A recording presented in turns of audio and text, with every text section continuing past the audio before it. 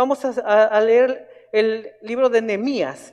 Vamos todos a Nehemías 9 y vamos a comenzar a leer. Vamos a leer prácticamente casi todo el capítulo, pero lo vamos a ir desglosando por partes a como el Señor nos vaya haciendo entender su palabra, ¿ok? Cuando usted tenga la cita, Nehemías 9, puede decir amén para que yo sepa que ya estamos en sintonía y empezar a leerlo, amén. Ok, dice así la palabra del Señor. Dice, el día 24 de ese mes, los israelitas se reunieron para ayunar y se vistieron de luto y se echaron ceniza sobre su cabeza. Habiéndose separado de los extranjeros, confesaron públicamente sus propios pecados y maldades de sus antepasados y asumieron así su responsabilidad. Durante 3 horas leyeron el libro de la ley del Señor su Dios, y las 3 horas siguientes le confesaron sus pecados y lo adoraron. Los levitas, y ahí dice una serie de nombres de levitas, subieron a la plataforma y en alta voz invocaron al Señor su Dios. Y esto fue lo que dijeron esos levitas: vamos, bendigan al Señor su Dios desde ahora y para siempre. Bendito sea, Señor, sea exaltado tu glorioso nombre que está por encima de toda bendición y alabanza. Hermanos, ¿qué estamos leyendo en este momento? Lo que estamos leyendo nosotros es lo que se conocía o lo que nos explicaban como la fiesta de las enramadas. Por eso les digo, es importante tener el contexto histórico. El pueblo de Israel, rápidamente les hago un comentario, el pueblo de Israel viene saliendo de 70 años de cautividad. Estuvieron presos, cautivos en otro reino, bajo otro gobierno de otro rey pagano, 70 años. El pueblo de Israel sale, llega nuevamente a Jerusalén, es reconstruida y empiezan a tener nuevamente esas fiestas que a ellos les habían dado por mandato.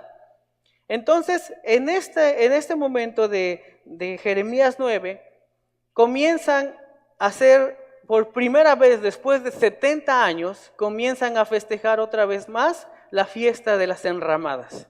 Y entonces todo el pueblo está reunido en la plaza. Dice que este día, el que estamos leyendo ahorita, dice que es el último día de esa fiesta de las enramadas.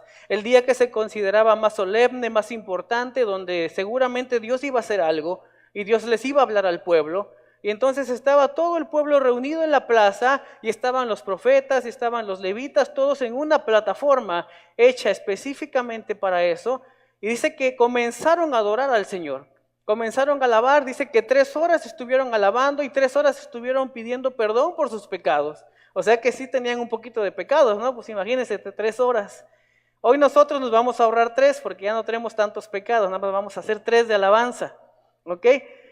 Pero entonces el Señor les empieza a hablar. En el momento más solemne, cuando la iglesia está alabando, adorando, declarando el nombre del Señor, leyendo la Escritura, Dios empieza a hablar a través de los profetas y a través de los levitas. Y les empieza a decir cosas importantes, pero sobre todo les empieza a recordar su propia vida. Dios a través de los levitas comienza a recordarles prácticamente toda su historia. Y les empieza a decir y les empieza a mostrar qué les pasó, qué fue lo que vivieron y cuáles fueron las consecuencias de sus pecados. Y esto, hermanos, aquí hay algo importante, hermanos. Dice la palabra que en cuanto ellos escuchaban, se lamentaban y lloraban. Y ellos lloraban no porque les ganara un sentimiento almático, sino porque se daban cuenta que en ellos había habido una falta de compromiso. Y lo que vamos a leer ahora y lo que el Señor les recuerda al pueblo de Israel precisamente es eso, que todo lo que ellos habían pasado y que todas las consecuencias que ellos habían vivido, las cosas malas y las cosas buenas que ellos habían vivido, era consecuencia de algo. Que en algún momento vivieron con Cristo, respetando un pacto, y en algún otro momento se les olvidó ese pacto y vivieron sin Cristo y sin pacto. Y la consecuencia de haber vivido sin Cristo y sin pacto los llevó a una destrucción, a una esclavitud y algo tremendo. Vamos a leerlo, vamos a comenzar con el versículo 7 y 8.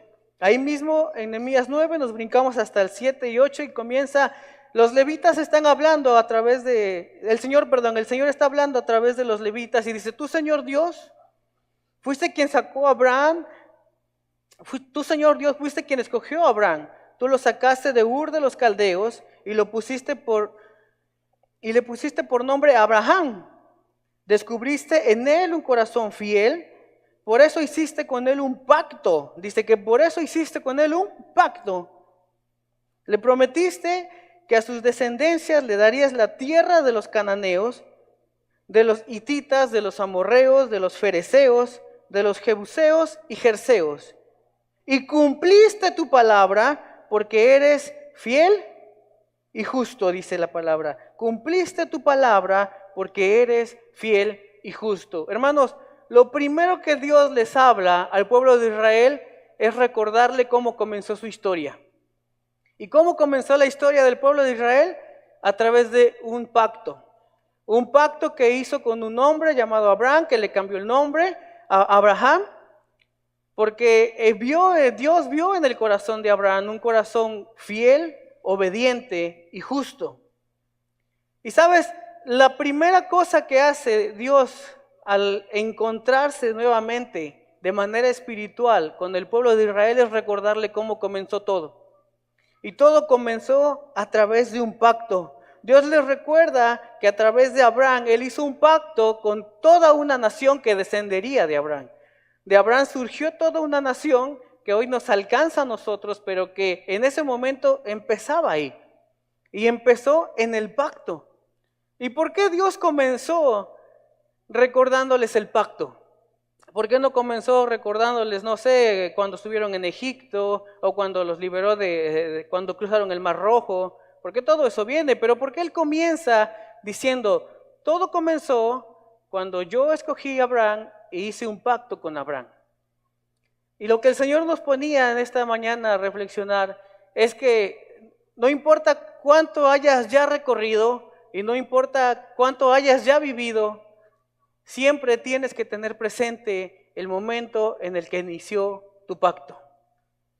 Y algo que el Señor me ponía muy fuerte en compartir con ustedes era la pregunta, ¿tú recuerdas cuándo comenzó tu pacto? ¿Tú puedes recordar a partir de qué momento tú comenzaste a tener un pacto con Dios y de ahí una relación con Dios? Porque esto es importante, hermanos. Ya que si tú no tienes un pacto con alguien, tampoco tienes una relación seria con alguien. Y voy a poner el ejemplo de los jóvenes cuando pretenden a alguna señorita. Y voy a poner el ejemplo del mundo, que es el ejemplo incorrecto, y voy a poner el ejemplo de la iglesia, que es el ejemplo correcto. ¿Y cómo se vive las relaciones en el mundo, las relaciones de noviazgo en el mundo? Sin compromiso. ¿Qué es lo que el mundo te ofrece? Un poquito de placer, un poquito de compañía. Estoy contigo si me conviene, si me agrada, si me gusta estar contigo. En el momento en el que yo ya no sea yo feliz a tu lado, en el que tú ya no satisfagas mis necesidades, en ese momento terminamos. Y así es como se viven las relaciones en el mundo. ¿Por qué? Porque en el mundo no hay pacto. En el mundo las relaciones entre personas, entre parejas, son relaciones meramente carnales, humanas y sentimentales. Y en el momento en el que el sentimiento cambia, la relación termina. En el momento en el que el sentimiento se acaba o el gusto se acaba por la persona, en ese momento la relación termina sin ningún problema y sin importarle si hay hijos o consecuencias que pagar. Simple y sencillamente se termina. Pero hay otro modelo que nosotros también conocemos y que nosotros vivimos. El modelo correcto, el modelo que Dios nos estipula, el modelo que tratamos de nosotros inculcarle a nuestros jóvenes, y es el modelo que viene a través de un pacto. Cuando nuestros jóvenes comienzan una relación y comienzan a sentir algo por la chica o por el chico, ¿qué es lo primero que se les dice? Esto va en serio. Si tú quieres tener algo con ella, tienes que hablar con sus papás, tienes que hablar con los pastores, con sus encargados, con los líderes. Si ellos aprueban, entonces continuamos.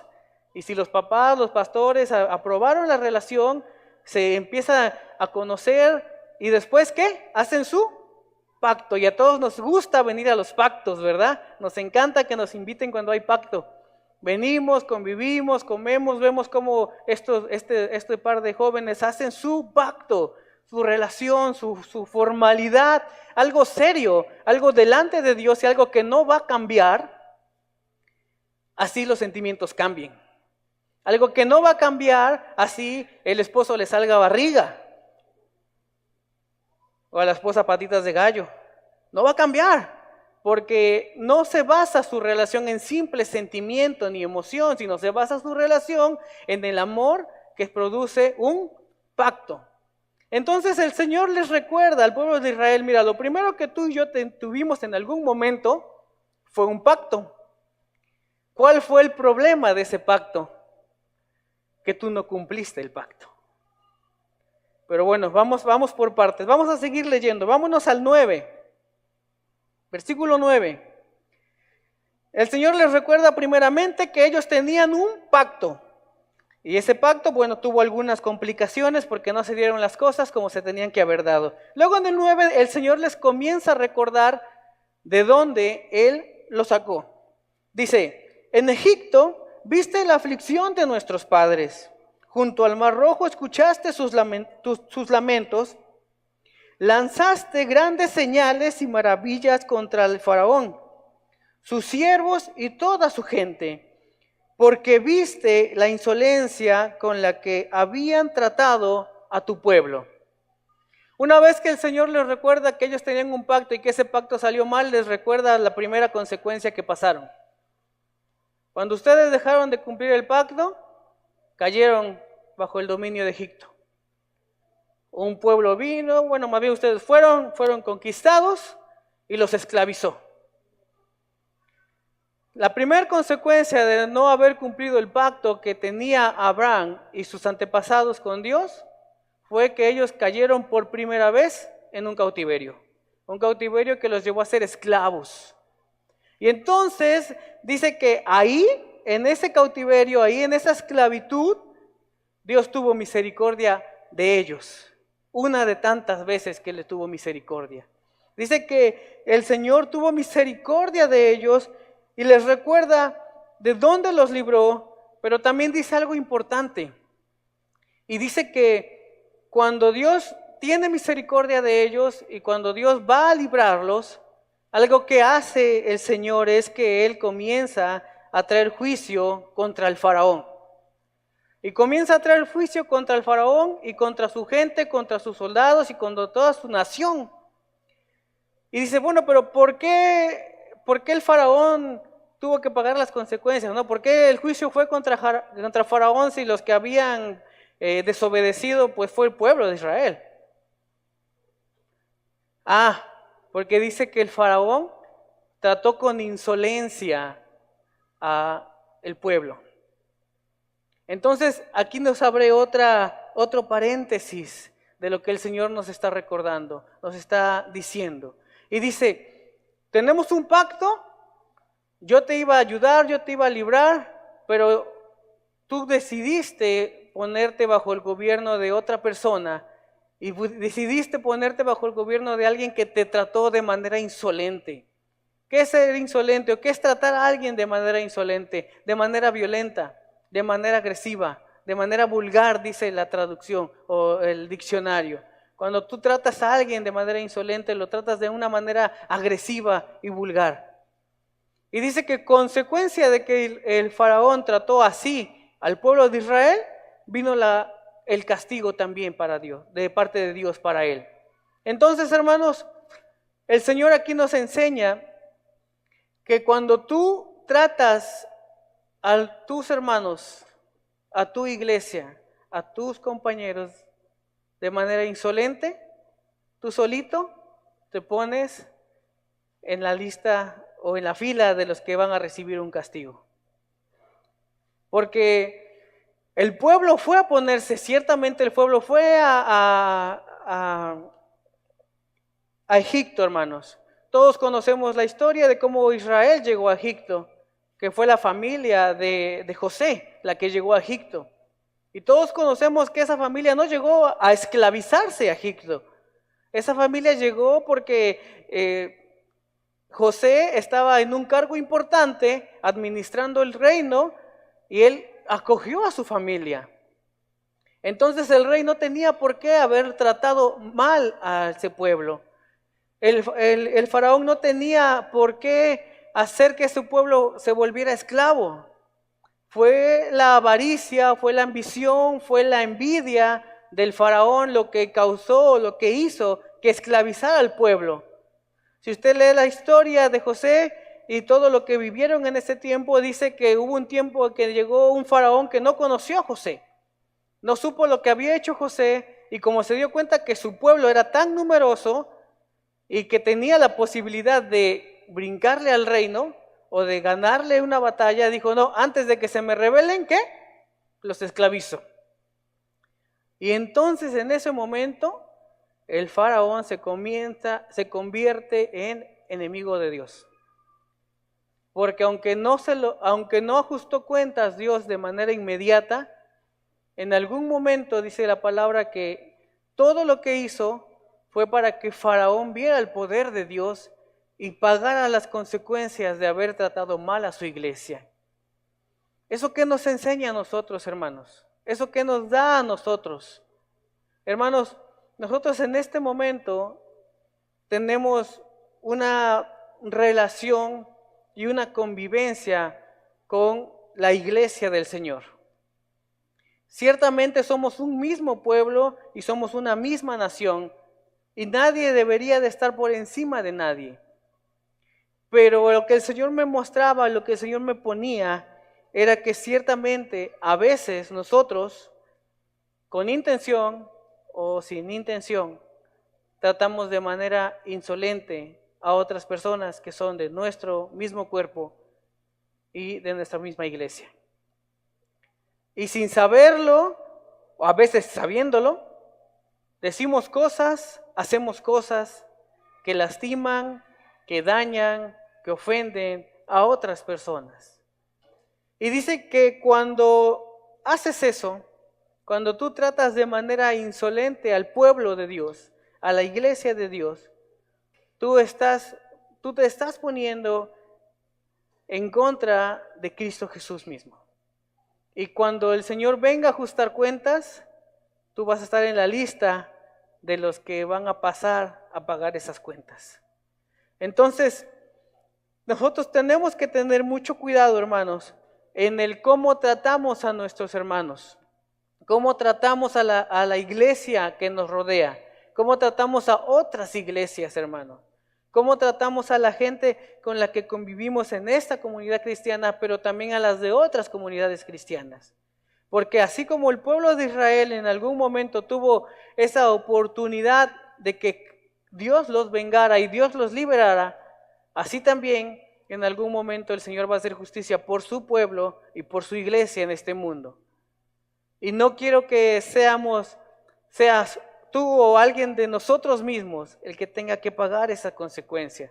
Entonces el Señor nos recuerda a través de su palabra, hermanos, que nosotros como iglesia nos tenemos que tratar con amor, con armonía y con mucho respeto y tolerancia. Todos somos diferentes, todos tenemos ideas que no combinan o no se llevan de la misma forma, aunque todos tenemos el mismo espíritu. Tenemos diferentes formaciones y diferentes formas de ver la vida que a veces nos hacen como que chocar. Pero nosotros a través del Espíritu Santo tenemos que ser prudentes para lograr vivir en un mismo espíritu, ¿ok? Ok, vamos a reencaminarnos en esto. Dice que lo primero que el Señor les recuerda es que ellos tenían un pacto y que ese pacto tuvo algún problema, algo pasó y falló. En consecuencia de haber fallado ese pacto, ellos llegaron a ser esclavos y en consecuencia de la esclavitud, ellos llegaron a ser víctimas del faraón. Vivieron en esclavitud, ¿ok?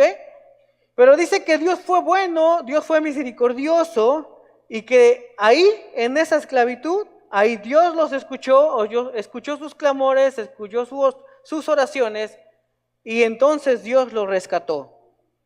Posterior a eso dice que el Señor les hizo justicia ante Faraón. Y bueno, la historia sigue, vámonos ahora hasta el versículo 13. Dice, el 13, descendiste al monte Sinaí, desde el cielo les hablaste, les diste juicios rectos y leyes verdaderas, estatutos y mandamientos buenos, les diste a conocer tu sábado santo, y por medio de tu siervo Moisés les entregaste tus mandamientos, estatutos y leyes. Hermanos, una vez que el pueblo ya estaba libre, dice que el Señor descendió al monte Sinaí y de manera directa Él les entregó sus leyes. Dice que les entregó sus leyes, sus estatutos y sus normas. ¿Qué es lo que el Señor Dios Todopoderoso quería que aprendiera o que viviera el pueblo de Israel? Hermanos, lo que el Señor Dios Todopoderoso quería en ese momento es que el pueblo viviera bajo un gobierno espiritual, bajo un gobierno correcto, bajo un gobierno justo y verdadero. Y la única forma, hermano, de vivir bajo un gobierno justo y verdadero es vivir bajo el gobierno de Dios. Dios les recuerda que Él les dio juicios rectos, leyes verdaderas por medio de Moisés. Y esto, hermano, los estaba encaminando. El Señor Dios Todopoderoso estaba encaminando a su pueblo a vivir como a Dios le gusta. Por eso Él de manera personal vino delante de Moisés y le dijo, estos son mis reglas, estos son mis mandamientos, estas son mis leyes, así es como quiero que vivan, así es como quiero que se porten, así es como quiero que se lleven entre ustedes.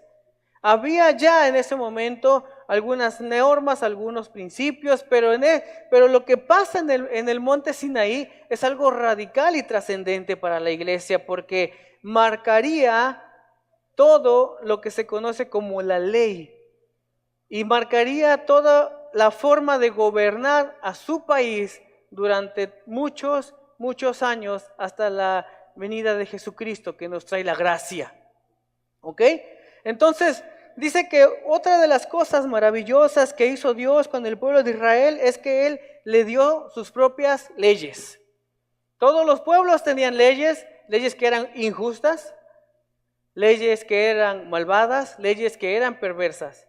Pero el pueblo de Israel tenía leyes estipuladas por Dios.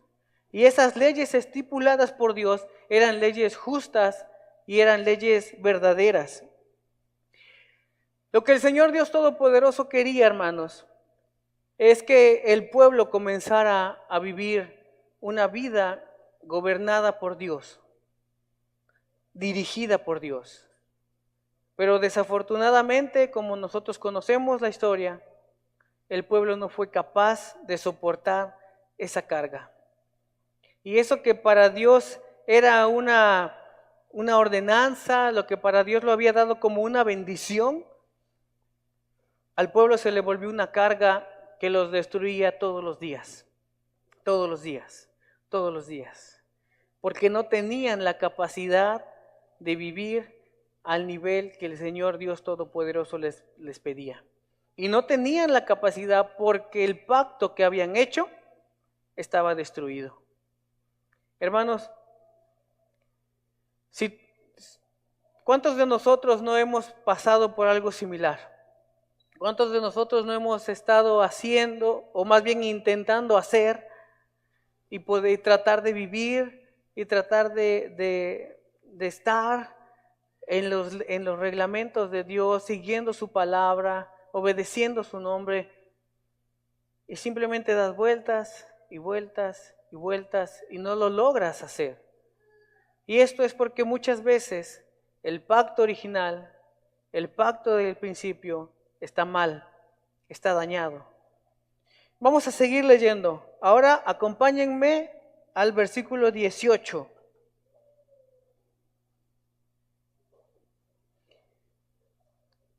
El pueblo sale de Egipto y comienza su camino para llegar a la tierra prometida, recibe los mandamientos de recibe los mandamientos de Dios a través de Moisés y pasa algo inesperado que nadie esperaba, que solamente una naturaleza humana puede haber logrado hacer. Y dice, y a pesar de que hicieron un becerro de metal fundido y dijeron, este es tu Dios que te hizo subir de Egipto, y aunque fueron terribles las ofensas que cometieron, tú no los abandonaste en el desierto, porque eres muy compasivo.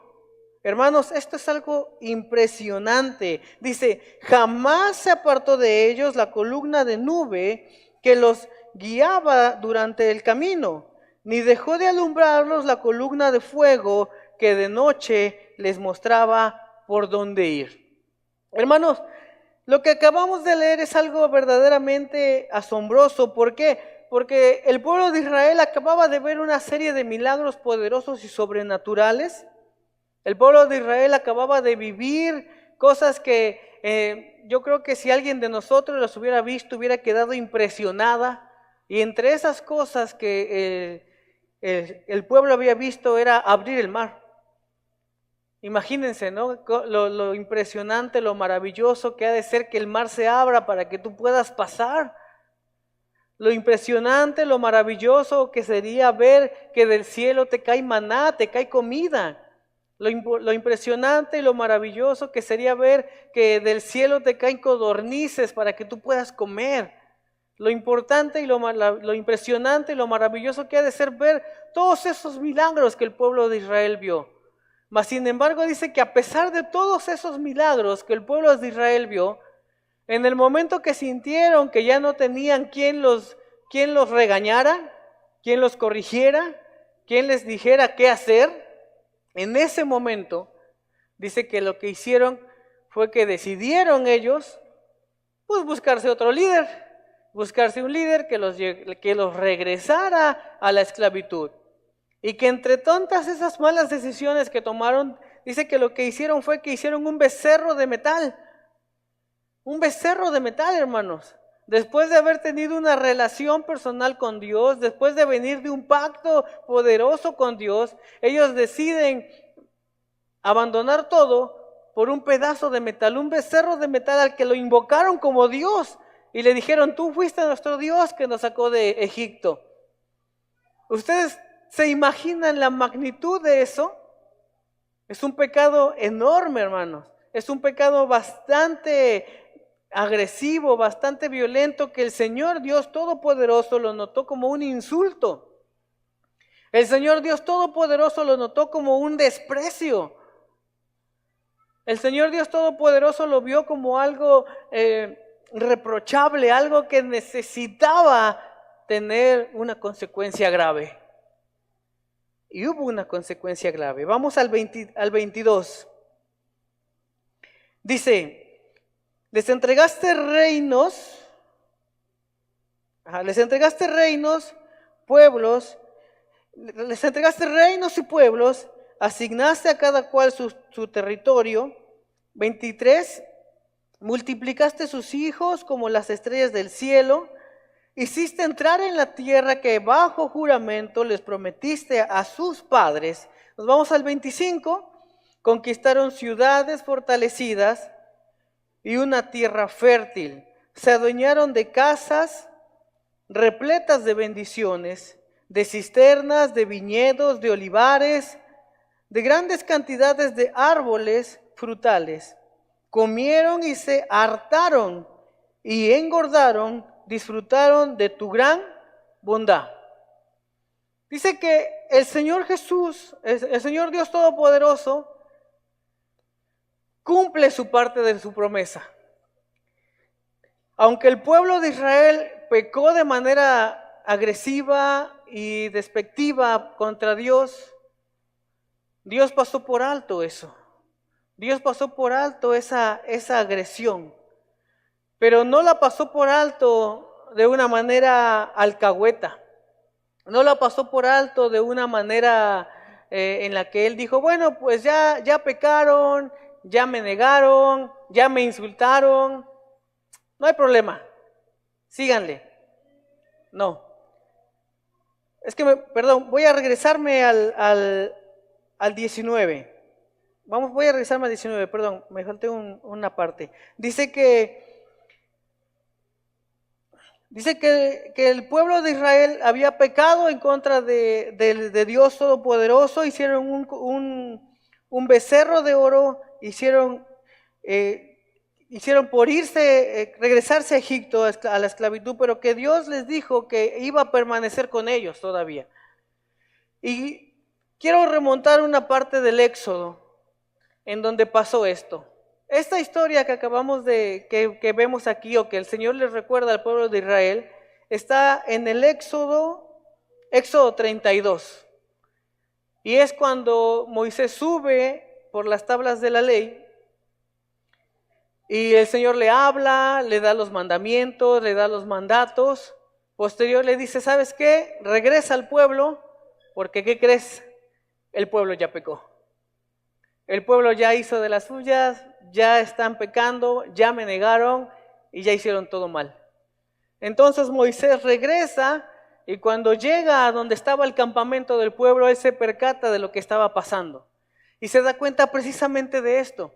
Se da cuenta de que el pueblo de Israel había pecado de tal forma que había insultado a Dios.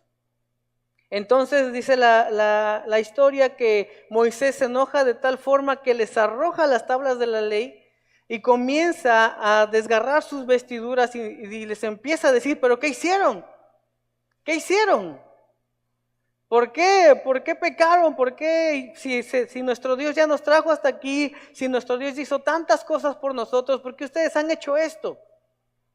Entonces en ese momento Dios le da una orden a Moisés y le dice, separa al pueblo, todos los que quieran estar contigo, que se vengan de este lado, y todos los que quieran seguir adorando a ese becerro de oro y que quieran regresar a la esclavitud, que se queden del otro lado. Cuando Dios da esa orden, los levitas y otras personas se vienen del lado de Moisés. Entonces en ese momento el pueblo se separa y la orden que sigue es la orden más sanguinaria que he escuchado decir a Dios. Y Dios da la orden directa de que a filo de espada maten a todos aquellos a los que se negaron a arrepentirse de su pecado. Y dice que todos a filo de espada salieron y destruyeron a uno por uno. Y no quedó hombre, ni mujer, ni niño sobre pie. Todos fueron eliminados a filo de espada por desobedecer y por insultar de forma tan agresiva el nombre del Dios Todopoderoso.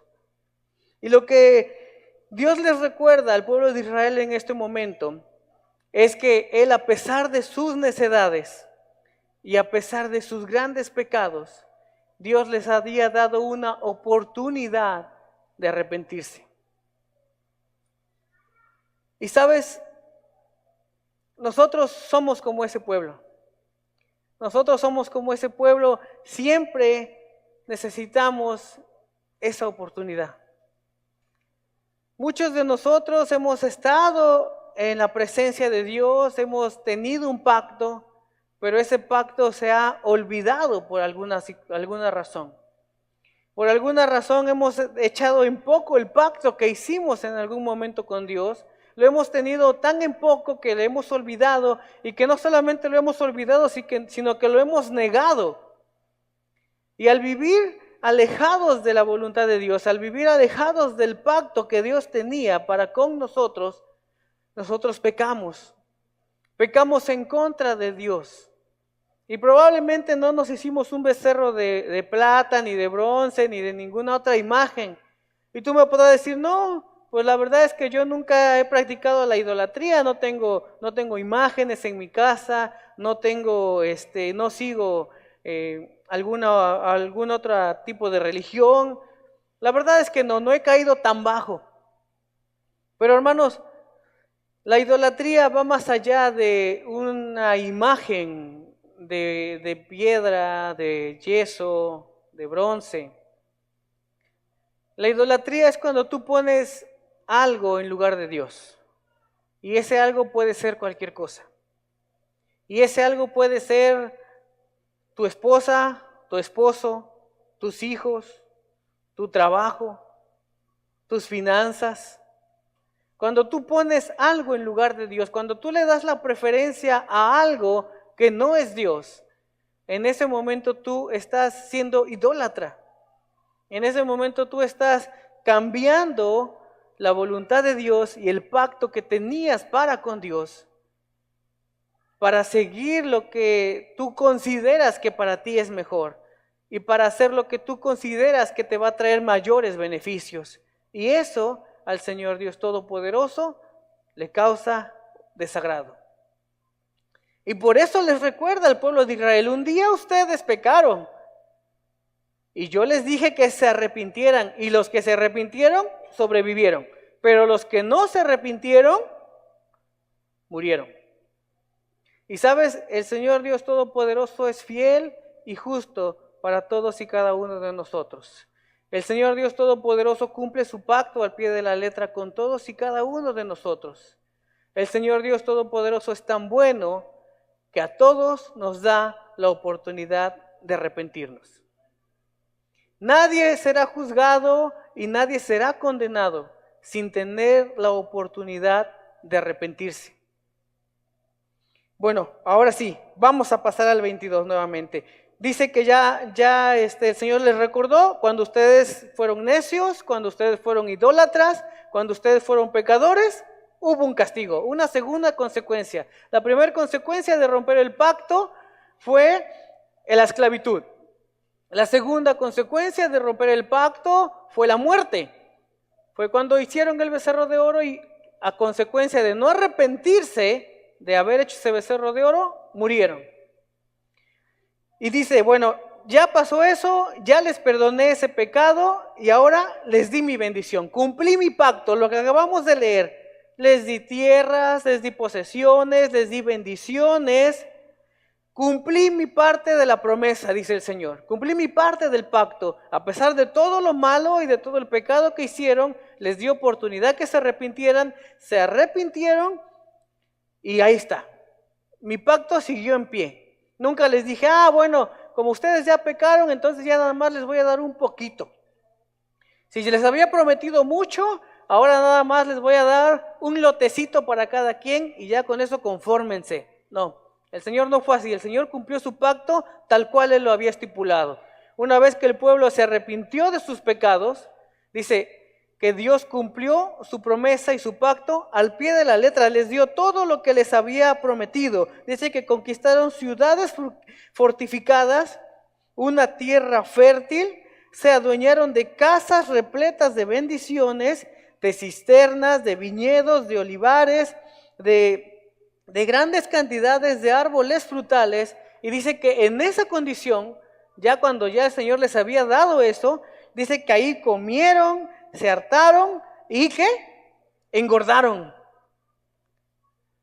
Hermanos, no estamos gordos, estamos bendecidos.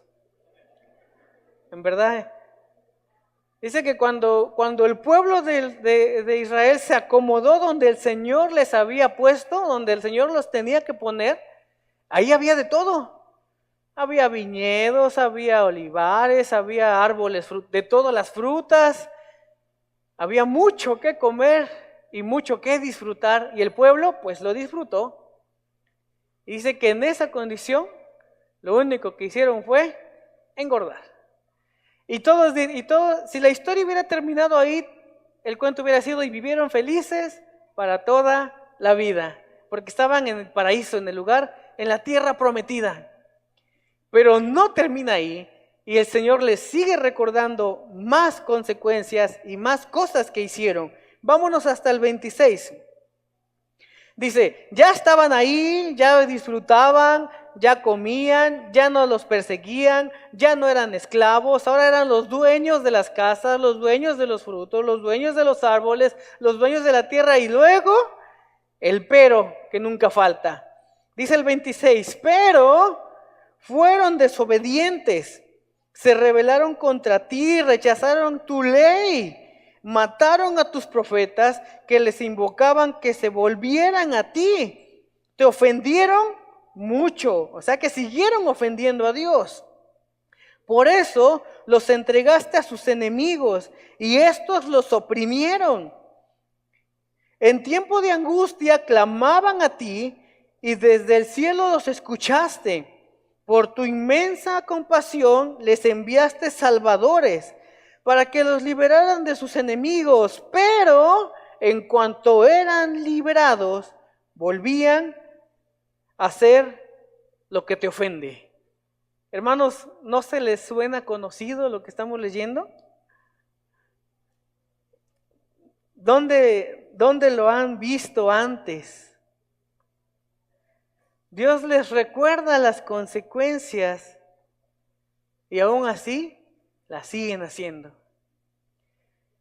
Dice que el pueblo desobedecía y por su desobediencia caían bajo el gobierno de algún ejército, de algún gobierno enemigo que los sometía, les robaba, los aplastaba, los explotaba. Y en ese momento, cuando ellos ya no aguantaban la presión, ¿qué es lo que hacían? Clamaban a Dios, oraban, pedían ayuda. Señor, aquí estamos, somos tu pueblo, no nos olvides, por favor, no nos dejes. Y entonces Dios, que es tan bueno, tan misericordioso, les levantaba un libertador. Levantaba un hombre que se levantaba, que motivaba, que alababa, que hacía las cosas bien y los liberaba. Pero cuando el pueblo ya estaba libre, otra vez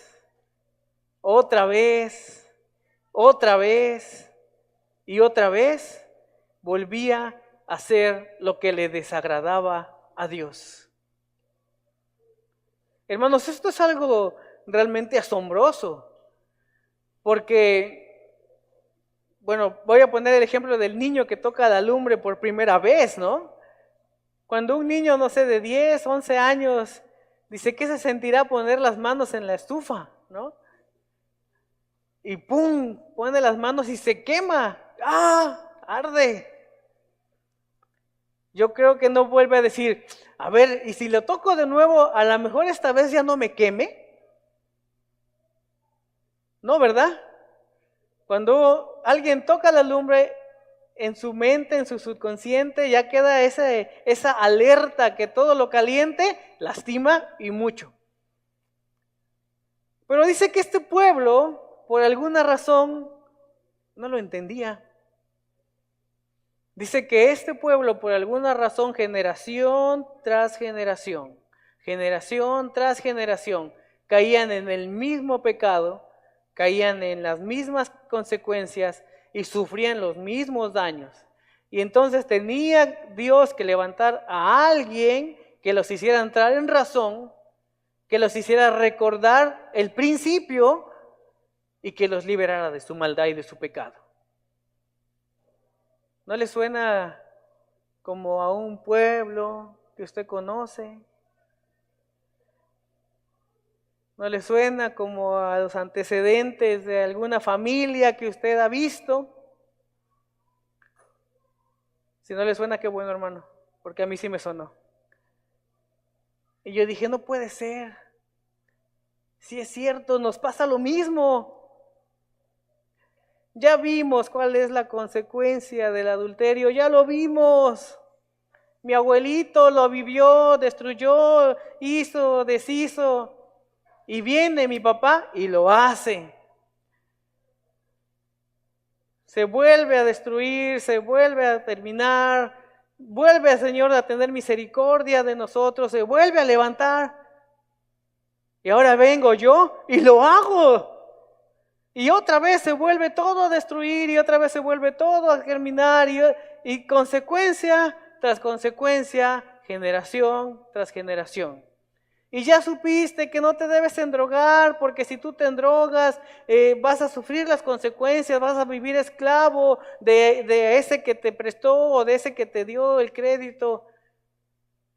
Y ahí vamos. Bueno, pero esta vez no lo vamos, no, esta vez sí vamos a poder pagar, vas a ver que seguritito que sí me gano la lotería este año y con eso sí lo pago y salgo de mis deudas. No, mira, vamos a hacerle y con lo del aguinaldo salimos sin problema. Y ahí va de nuevo, y ahí va de nuevo, y ahí va otra vez. Los jóvenes, ¿no? Ya tuviste una experiencia con una chica no cristiana, ya te lastimó, ya te insultó, ya te vio, ya te puso los cuernos casi, ¿no?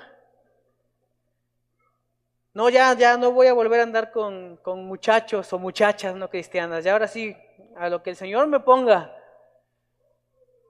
Pero ¿ya viste el nuevo compañero que acaba de llegar a la escuela? Está guapísimo. No, yo creo que si oro por él, sí se convierte.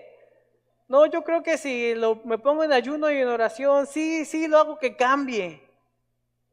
Y ahí va de nuevo a sufrir las mismas consecuencias, a sufrir los mismos daños, a sufrir las mismas causas, a sufrir las mismas cosas.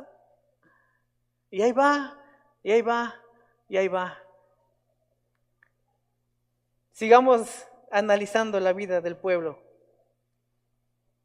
Vámonos hasta el 29, Nehemías 9:29.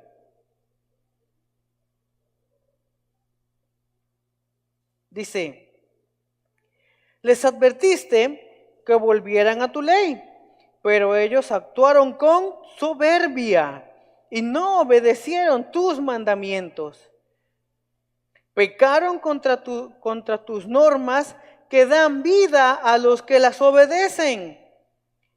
En su rebeldía te rechazaron, fueron tercos y no quisieron escuchar. Hermanos, dice que el pueblo una y otra y otra y otra vez pecaba por una sola cosa. Eran tercos. Eran tercos. No querían entender, nadie les hacía entender que cuando se alejaban de Dios y cuando no cumplían su pacto, iban a tener consecuencias pésimas, iban a tener consecuencias dolorosas, iban a tener consecuencias que los lastimarían y que acabarían con parte de su generación. Mas sin embargo dice que ellos eran tercos. Y aunque les decían, y aunque les pasaba, y aunque lo vivían, ellos seguían aferrándose a vivir de esa forma. Dice que venían los profetas, venían los levitas y les advertían, no pequen, no se alejen de Dios, no rompan el pacto, no rompan el pacto, no rompan el pacto. Porque cada que ustedes rompen el pacto, se destruye algo entre ustedes, se destruye algo en su familia, se destruye algo en su generación, se destruye algo en su vida espiritual. Y ellos decían, no siempre, a veces nos va bien. Y tómala.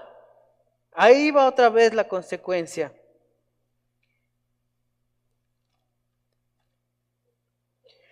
Una vez que el pueblo se había dado cuenta de eso, Dios les recuerda las consecuencias de la rebeldía.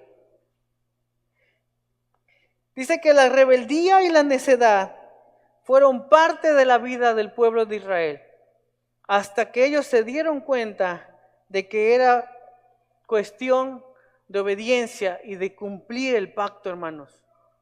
El pacto es la clave.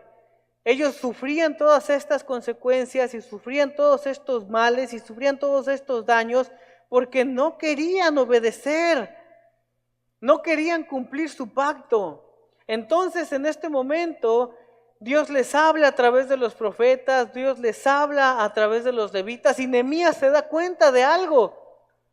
Nehemías se da cuenta de que todo lo que habían pasado y todas las consecuencias que habían vivido y todas las situaciones complicadas que habían sufrido solamente tenían una razón.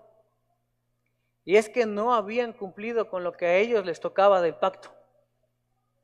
Y es que ellos habían sido tan necios y tan testarudos que habían dejado el pacto que Dios hizo al principio con Abraham y se habían puesto a vivir bajo sus propias creencias, bajo lo que ellos creían que les iba a ir mejor. Y entonces, ahí, hermanos, en ese momento, cuando ellos se dan cuenta de eso, entran en razón y empiezan a hacer algo importante. Vámonos hasta el 32.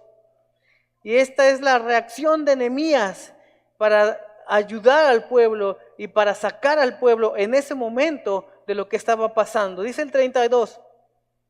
Ahora Dios nuestro, Dios grande, temible y poderoso, que cumples el pacto y eres fiel, no tengas en poco los sufrimientos que han pasado nuestros reyes, gobernantes, sacerdotes y profetas, nuestros padres y todo tu pueblo. Todos sufrían, hermano. Desde los reyes de Asiria hasta hoy, escuchen esto, tú has sido justo en todo lo que nos ha sucedido, porque actúas con fidelidad.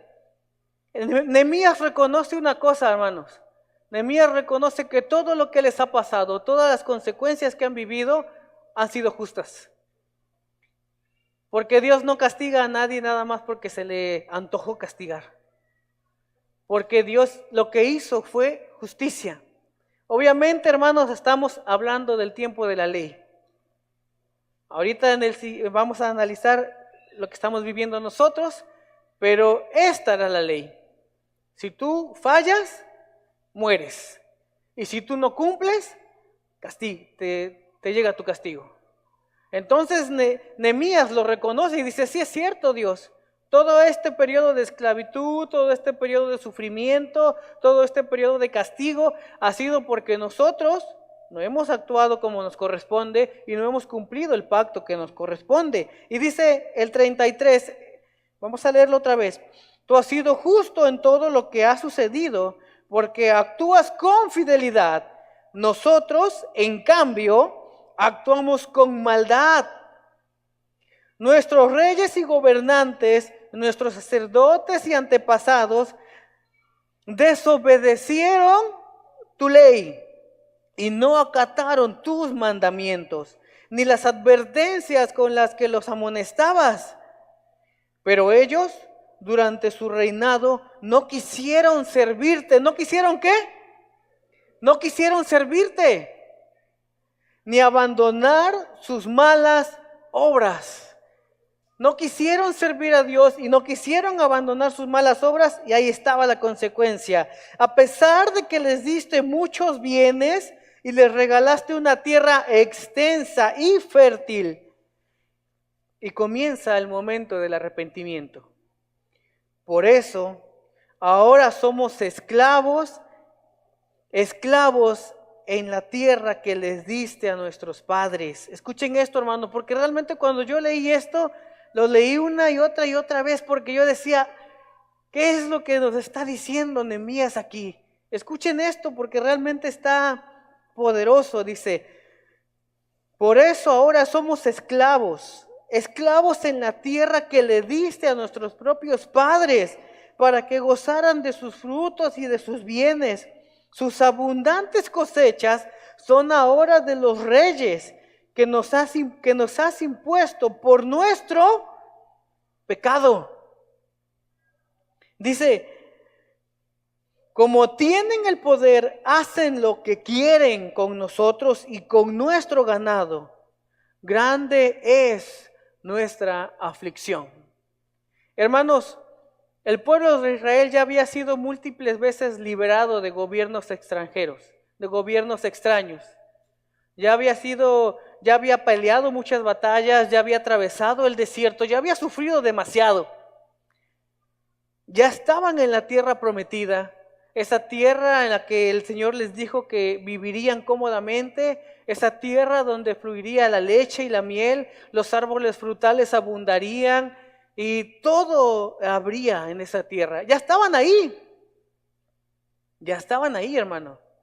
Ya estaban viviendo cómodos, algunos ya hasta gorditos se estaban poniendo, dice el versículo de arriba. Mas, sin embargo, lo que Nehemías dice es revelador, hermanos. Ahí, en donde Dios ya te puso para disfrutar, sigues siendo esclavo. eres esclavo en tu propia tierra. Y cuando tú lees eso, tú dices, advertencia, peligro, mírate, mira a tu alrededor, ¿estás cómodo? ¿Estás bien? ¿Crees que estás en donde Dios te puso? ¿Estás seguro que no eres esclavo en tu propia tierra?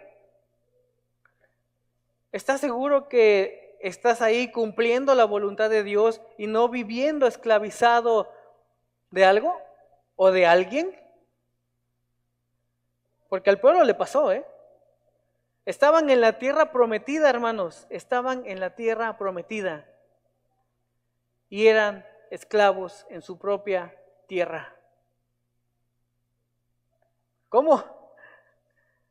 ¿Cómo puedo ser yo esclavo en mi propia tierra, en mi propia propiedad, en lo que Dios me dio? En lo que Dios me dio. ¿Puedo seguir siendo esclavo en donde Dios me puso? ¿Puedo seguir siendo esclavo donde Dios ya me puso para vivir, para gobernar, para trabajar, para liderar? Bueno, hay una forma fácil de darte cuenta. Y es, ve a quién le están llegando, ve quién está gobernando realmente. Ve quién está tomando las decisiones realmente. Ve quién está administrando los recursos realmente. ¿Eres tú quien administra el tiempo, los recursos? ¿O es la necesidad la que administra el tiempo y los recursos? Porque si es la necesidad la que administra el tiempo y los recursos, quiero decirte que tienes que tener cuidado porque probablemente sí eres esclavo en tu propia tierra.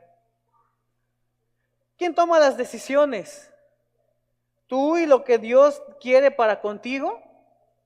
Las decisiones las estás tomando tú basado en lo que Dios ya puso en ti, en el pacto que tú tienes en Dios, y basado en eso tú estás tomando decisiones para que tu vida siga avanzando, siga caminando. O las decisiones de tu vida las toma las circunstancias del momento. Porque si las decisiones de tu vida diaria la toman las circunstancias, y a como venga y nada más estás cachando y recibiendo, tienes que analizar tu vida. Porque probablemente sí estés donde Dios quiera que estés. Sí tengas lo que Dios quiere que tengas. Pero probablemente haya un pecado, alguna situación o algo que está gobernándote en vez de Dios.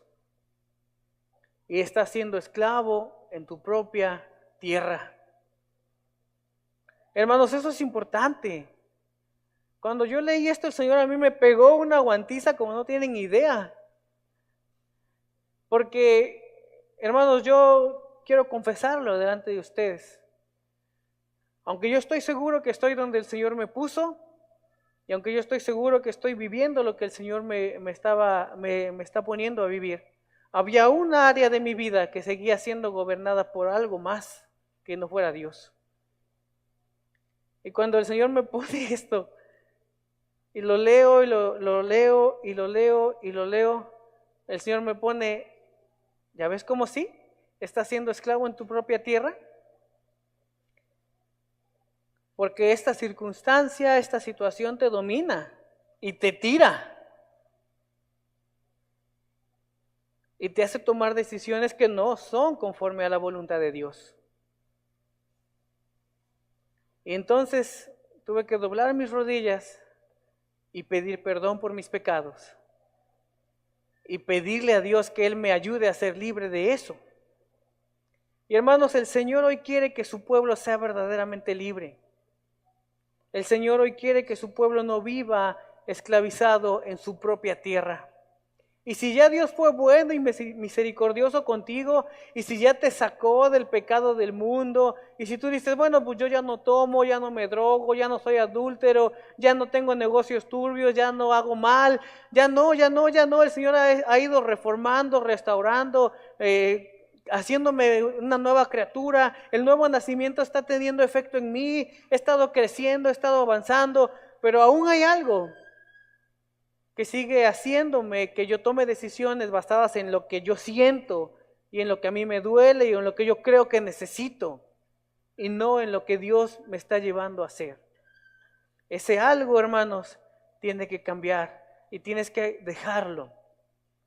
Y para eso, hermanos, vamos a regresarnos al principio. Vamos a regresarnos nuevamente a 9:1. Y dice que cuando Nehemías se dio cuenta de que el pueblo estaba viviendo esclavo en su propia tierra, porque no podía dejar esa consecuencia y no podía dejar ese fenómeno de ser libre, pecar, ser libre, pecar, ser libre, pecar, él tomó una decisión y empezó a hacer cosas. Dice que, en el versículo 9:1, lo primero que hicieron fue pedir perdón de sus pecados. Dice que ese día, cuando se reunieron en la plaza, cuando Dios les habló, lo primero que hicieron fue pedir perdón de sus pecados. Dice que los israelitas se reunieron, ayunaron, se vistieron de luto y echaron ceniza sobre su cabeza. Hermano, ¿qué es esto? ¿Por qué se vistieron de luto? ¿Por qué echaron ceniza sobre su cabeza? ¿Por qué se pusieron en ayuno? Porque Nehemías entendía que para que el pueblo fuera realmente libre tenía que tener una relación íntima y personal con Dios, y eso inicia permitiendo que Dios te limpie y te purifique. Por eso pidieron perdón por sus pecados. Por eso se arrodillaron, lloraron, dijeron: Señor, perdóname. Dice la palabra que 3 horas, hermano, 3 horas estuvieron confesando sus pecados públicamente. Hermano, eso es algo fuerte, ¿eh? Confesarle tu pecado a alguien de manera personal es algo que se necesita tener mucho valor. No sé, los que les ha tocado tener esas pláticas pastorales en donde tú vas y te confiesas y sabes que, hermano, la verdad es que sí, la regué, ¿no? Lo hice mal, yo hice esto, hice el otro, hice aquello, pero pues estoy arrepentido, ayúdenme, vamos a salir de este atolladero. Se necesita mucho valor, hermanos, para ir y hacerlo. Ahora imagínense eso públicamente. Ahora imagínense que yo les dijera: a ver, vamos uno por uno, vamos a pasar aquí, tomen el micrófono y vamos a empezar a decir nuestros pecaditos, tenga misericordia de nosotros. Yo creo que más de uno nos saldríamos antes de que nos tocara nuestro turno. Y ellos estuvieron 3 horas. 3 horas confesando sus pecados. Confesando sus pecados. Así que si tú tienes la intención de tener un pacto verdadero con Dios y de que Dios haga algo real en tu vida, lo primero que tienes que hacer es confesar tu pecado. Dice que se santificaron para ser más sensibles al Espíritu. Dice que el pueblo, otra de las cosas que hizo es que se separó de los pueblos extranjeros. Confesaron sus pecados, reconocieron su responsabilidad. Hermanos, eso es algo importante también. ¿Cuál es tu responsabilidad? Porque confesar tus pecados es el primer paso, pero también tienes una responsabilidad. Y dice que el pueblo de Israel, Nehemías llevó al pueblo de Israel a eso. ¿Ya te arrepentiste? ¿Ya confesaste tus pecados? Ahora reconoce cuál era tu responsabilidad. Y sabe, en este momento, en este tiempo de la historia, ¿cuál era su principal responsabilidad del pueblo de Israel? Mantenerse alejado de los demás pueblos. Siempre, siempre, siempre la ordenanza fue: no te mezcles. No se casen con las hijas de los pueblos extranjeros, no reciban a las hijas como nueras, no tengan relaciones con ellos, no hagan negocios, no se mezclen, no se mezclen, no se mezclen, no se mezclen. Esa era la responsabilidad del pueblo, mantenerse santificados aparte. Dios siempre quiso tener un pueblo aparte, un pueblo único que se gobernara de forma diferente. Pero el pueblo, ¿qué hacía? Es que también nos gustan las leyes de allá. Es que también queremos tener rey, dijeron en algún momento. No queremos ser gobernados solo por un profeta. Queremos un rey. Y Dios decía: no, no se mezclen, no es así, ustedes viven diferente, ustedes tienen que tener leyes diferentes, tienen que tener gobiernos diferentes. Y el Señor nos dice en este momento, no te mezcles. Ustedes y yo tenemos que vivir en un reino diferente. No hagas las cosas que los demás hacen para quedar bien con ellos. No opines como la mayoría opina para que no digan que tú eres el raro. No te rijas con las leyes que el mundo se rige para que encajes en la sociedad. A Dios no le gusta eso. A Dios le gusta que tú asumas tu responsabilidad. Y tu responsabilidad es mantenerte alejado de todo eso. Dice que otra de las cosas que hicieron fue que se llenaron de la palabra de Dios. Durante 3 horas leyeron el libro del Señor Dios Todopoderoso, el libro de la ley que en ese momento tenían. Comenzaron a leer y a leer y a leer y a leer y a leer y a leer, y el pueblo fue llenándose de eso, fue llenándose de eso, fue llenándose de eso, fue nutriéndose de eso y fue fortaleciéndose con eso. Pero si tú quieres alimentarte los domingos de 10 a 12 y después ya llevar una vida de dieta espiritual, cuidado, hermano. Porque te reto a que lo hagas con la comida. Solamente come los domingos. Come los domingos. Todo el domingo come y come y come y come. Pero ya no comas lunes, martes, miércoles, jueves, viernes y a ver si llegas al sábado. ¿Qué va a pasar contigo? ¿Qué va a pasar con tu cuerpo? Pues si estás fuerte, a lo mucho llegas al hospital. Pero si no eres tan fuerte, lo más probable es que sí mueras. Y muchos quieren eso.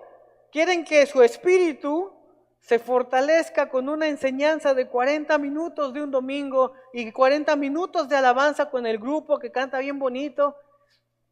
Y 40 minutos de enseñanza, no mía porque yo me equivoco, pero la del pastor está más buena, dice. Y quieren que con eso su espíritu se fortalezca y sobreviva toda la semana. No se va a poder. Necesitas tú alimentarte, tú fortalecerte, tomar tu responsabilidad. Esa es parte de tu responsabilidad, hermanos. Tú hacer lo que te toca hacer, pedir perdón por tus pecados, santificarte, ser lleno del Espíritu Santo y lleno de la palabra, hermano. Y todo esto lo hicieron con la intención de poder cumplir el pacto, hermano. Todo esto que acabamos de leer, lo hicieron, el pueblo de Israel lo hizo con la única y firme intención de poder cumplir el pacto. Y el Señor les recordó todo, y el Señor los puso en memoria todo, y el Señor les hizo ver cómo fueron esclavos, fueron liberados, fueron esclavos, fueron liberados, llegaron a la tierra prometida y aún así eran esclavos de pasiones y pecados. Y entonces Nehemías, con todo el pueblo, hizo un pacto. Nehemías, con todo el pueblo, dice, por lo tanto, vamos al 38, por todo esto, nosotros hacemos este pacto y lo ponemos por escrito, firmado por nuestros gobernantes, nuestros levitas y nuestros sacerdotes. El problema siempre fue el pacto, hermanos. El problema fue que el pueblo de Israel no pudo cumplir su parte del pacto y por eso era consecuencia tras consecuencia. Nehemías se da cuenta de eso y dice, bueno, vamos a santificarnos, vamos a pedir perdón, vamos a comenzar de nuevo y vamos a hacer otro pacto. Y dice que en ese momento se juntaron los gobernantes, los levitas, los profetas, la gente importante del pueblo y firmaron un pacto donde se comprometían a muchas cosas, pero lo principal es esto. Se unieron a sus parientes, vamos a leer del 10, ahora vamos con Nehemías 10, el versículo 29. Dice, se reunieron a sus parientes que ocupaban cargos importantes y se comprometieron bajo juramento a vivir de acuerdo con la ley que Dios les había dado. Se comprometieron bajo juramento a vivir bajo la ley que Dios les había dado a su siervo Moisés, y a obedecer todos los mandamientos, normas, estatutos de nuestro Señor. Y ahí en su casa se lee todas las normas y estatutos que vienen. Están buenísimos, hermano. Están buenísimos. Hermanos, en ese momento en el que Nehemías se le revela por parte de Dios que el problema era el pacto, a Nehemías lo primero que se le ocurrió fue, pues si el problema es el pacto, hagamos otro pacto. Comprometemos al pueblo, lo hacemos que firme y todos vamos a poder hacerlo. El pueblo se compromete, comienzan a hacer el pacto que cumplieron, pero si nosotros nos vamos, Nehemías 11, 12 y 13. Híjole, mano, ¿qué creen que pasó?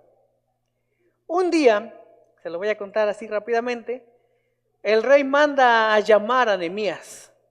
Y Nehemías se va a atender el llamado del rey y deja al pueblo solo, sin nadie que lo esté arriando, sin nadie que lo esté vigilando. A ver, ¿ya cumpliste? ¿Ya cumpliste? ¿Ya trajiste lo que te tocaba para el templo? ¿Ya trajiste tu porción de leña? ¿Ya trajiste tu porción de pan? ¿Ya trajiste tu porción de aceite? ¿Ya oraste? ¿Ya leíste las escrituras? ¿Ya ayunaste? Ya no había quien les dijera eso, porque Nehemías estaba ocupado atendiendo al rey. Cuando Nehemías regresa, hermanos, se lleva la triste desilusión de que el templo estaba en abandono. A todos se les había olvidado su responsabilidad y habían faltado a su pacto. Y para agravar un poquito más las cosas, dice que uno de los sacerdotes había emparentado con uno de un pueblo vecino y como no tenía dónde vivir su suegro, se lo trajo a vivir al templo. Y dice que sacó las cosas santas del templo para acomodarle sus cuchitriles, casi así dice la escritura. Y léalo en su casa. Pero cuando Nehemías llegó, se dio cuenta de lo que estaba pasando y dijo, no puede ser. ¿Por qué este pueblo sigue siendo necio? ¿Por qué ese pueblo sigue siendo terco? ¿Por qué no pueden entender? ¿Por qué siguen con la misma necedad? Y sacó sus cosas de ese hombre que estaba ahí en el templo viviendo, que no tenía por qué estar viviendo ahí porque no era del pueblo, no era sacerdote, no era nada. Le sacó sus cosas a la calle, dice la escritura, y metió las cosas consagradas que tenían que estar ahí. Y la pregunta sigue quedando en el aire, ¿qué pasó? ¿Qué pasó? No que ya habían firmado el pacto, no que ya los levitas y los profetas y todos nos pusimos de acuerdo. Hermanos, el pueblo de Israel durante años y años y años quisieron vivir una ley que estaba muy a la altura de lo que ellos podían vivir. Estaba muy por encima de ellos, porque el pueblo de Israel intentó vivir un pacto bajo una ley que lo único que le demostraba era cuán pecador y cuán malo era. El pueblo de Israel trató de vivir un pacto que no tenía la más mínima capacidad de cumplir. No podía. Por eso, aunque era azotado, esclavizado y sufría mucho, seguía cayendo en los mismos pecados y en las mismas faltas. Porque su naturaleza humana, su naturaleza pecadora, lo orillaba a tener esa necesidad de pecar, hermano. Y por eso solamente se mantenían firmes en el evangelio, en el pacto de Dios, mientras el susto les duraba. Mientras alguien estaba ahí, no peques, no peques, no peques.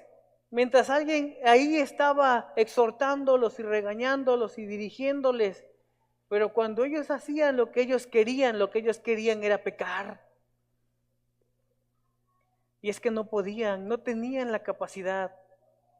Hermanos, y por lo largo de la historia del ser humano ha vivido las mismas cosas. La historia se repite no solo en el pueblo de Israel, la historia se repite en todas las naciones. queriendo hacer lo bueno, terminan haciendo lo malo. Por más que intentan y por más que quieren hacer algo útil, algo bueno, algo que les ayude, siempre terminan haciendo lo malo que los destruye. Y hermanos, hay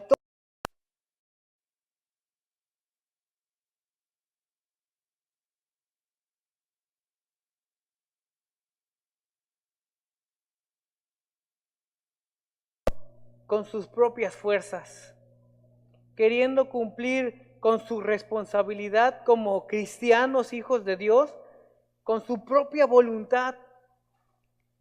Y lo intentan, hermano, me consta que lo intentan. Ellos se paran y dicen, no, hoy no voy a pecar, hoy me voy a mantener firme, hoy no voy a hacer lo malo. Y mientras pasa el día, pasan las horas, empiezan a llegarles circunstancias, situaciones difíciles y ¡pum! Cuando se dan cuenta ya pecaron. Porque quieren cumplir un pacto espiritual, santo y sagrado con las fuerzas de un pobre hombre natural y carnal. Hermanos, el antiguo pacto quedó desechado precisamente por eso, porque nunca nadie tendría la capacidad de hacerlo. Entonces, Dios, que es tan bueno y tan misericordioso, vuelve a enviar a otro Salvador. Así como levantó a Moisés, así como levantó a Gedeón, y así como levantó a cada uno de los salvadores que liberaron a Israel. Vuelve a enviar otro que vendría a liberar a su iglesia y a su pueblo para siempre. Y ese es Jesucristo, nuestro Señor y Salvador. Y a través de su muerte en la cruz del Calvario y de la sangre que Él derramó por todos y cada uno de nosotros, se inicia un nuevo pacto. Un pacto en el que ya no tenemos que firmar físicamente una hoja donde nos comprometemos a no casar a nuestros hijos con las hijas de los extranjeros, a traer nuestras ofrendas y nuestros diezmos, a traer lo consagrado al Señor, a sacrificar a nuestra mejor oveja. Ya no nos tenemos que comprometer a esas cosas. Ahora tenemos un solo compromiso, y es entregar nuestra vida y nuestra voluntad al que murió en la cruz del Calvario. Crucificarnos nosotros junto con Él para que ya no vivamos nosotros, sino que Cristo viva a través de nosotros.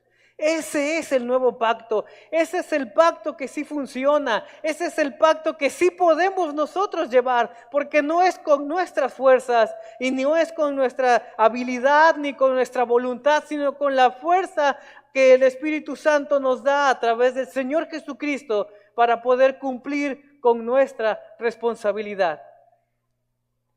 Hermanos, la única forma que tenemos nosotros como iglesia y como cuerpo de Cristo, como pueblo del Señor y como hijos de Dios, de cumplir el pacto que algún día hicimos delante de Dios, es que ya no vivamos nosotros, sino que Cristo viva a través de nosotros y que la sangre que fue derramada en la cruz del Calvario se haga viva y eficaz en nosotros mismos y podamos vivir a través de eso. Esa es la única forma. De ahí en fuera, hermanos, si tú intentas vivir una vida cristiana, un pacto con Dios, una relación con Dios, si tú intentas vivir algo serio con Cristo Jesús y con Dios, hermano, pero lo intentas hacer con tus fuerzas y con tu propia voluntad, no lo vas a lograr. Vas a terminar cayendo una y otra vez. Porque la única forma de cumplir un pacto con Dios y delante de Dios es que Jesucristo sea el intermediario. Póngase de pie en su lugar, hermano, y vamos a meditar en esto una vez más. El Señor me pone que aquí hay algunas personas que no tienen muy claro cuándo fue su pacto. Y no tienen muy claro qué hicieron, qué pacto hicieron con Dios. Y sabes, tu pacto con Dios no es tú me cuidas y me bendices y yo me porto bien. Si esa es tu idea de un pacto, estás equivocado. Tú me cuidas y me bendices y yo me intento portar bien, es la idea que todo el mundo tiene de un pacto con Dios y que todo el mundo quiere, porque es la que más conviene. Pero el verdadero pacto con Dios, el verdadero pacto que funciona realmente, es el pacto que es: ya no vivo yo, mas Cristo vive en mí. Y las cosas viejas pasaron, y lo que ahora vivo en la carne lo vivo en la fe del Hijo de Dios. Y ya no es tu voluntad la que gobierna, ni tu decisión la que manda, sino lo que Dios pone a través del Espíritu Santo en ti. Ese es el principio del pacto, y de ahí el asunto ya es personal. Esto inicia el pacto. Si tú tienes algo así con Dios, si tú en algún momento te comprometiste con Dios y el Señor Jesucristo y dijiste: Dios, yo te entrego mi voluntad, te entrego mi vida, ya no quiero ser yo quien decida, quien gobierne, quien mande, quien dirija, sino quiero que a través de tu Espíritu Santo tú me dirijas a mí.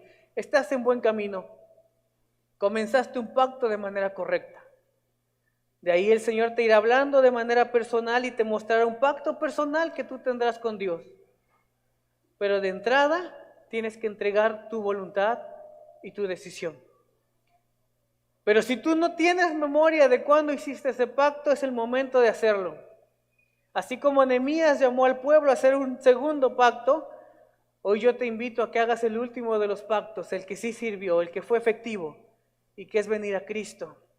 Pero si tú ya tienes un pacto, ya tienes memoria, cuándo fue ese pacto, ya tienes las bases, ya Dios te habló de manera personal.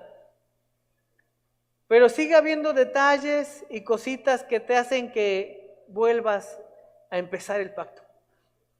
Y avanzas 3 pasos y algo te detiene, y avanzas 3 pasos y algo te pasa. Quiero decirte una cosa, hermano, tienes que poner mucha atención en todo lo que vives, porque puedes estar cayendo en la esclavitud que finalizó el pueblo de Israel, ser esclavo en su propia tierra y en el propio lugar en el que Dios lo puso. Ahora quiero que leamos un versículo más. Este está en Hebreos 13, 20 y 21. Maravilloso versículo, hermano. Búscalo. Hebreos 13, 20 y 21. Esto es el verdadero pacto.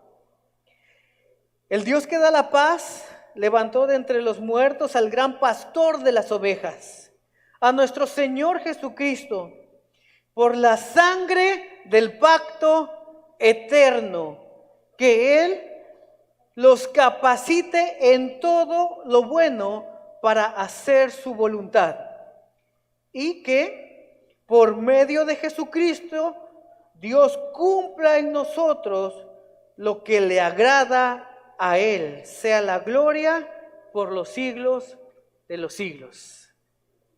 Aquí está la solución para dejar de rebotar y rebotar y rebotar y rebotar con tu pacto.